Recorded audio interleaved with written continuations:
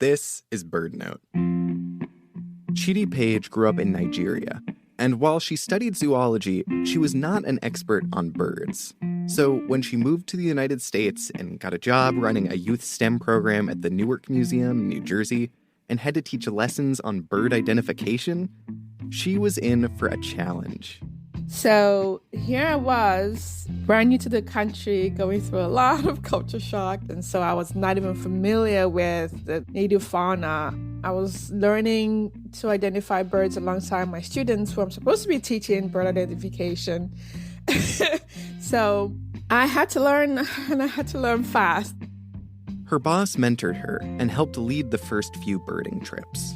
And on one of those trips, as she got the hang of using her binoculars, Chidi spotted a bird in a pine tree. It was this yellow warbler, this bright yellow bird with red streaks going down its belly. For me, it was an eye-opener. I just never knew this existed right under my nose. After I saw that yellow warbler, I was just hooked. I was blown away, and I wanted to see more.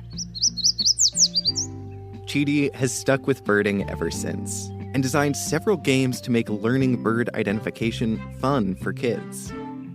Learn more at our website, birdnote.org. I'm Mark Bramhill.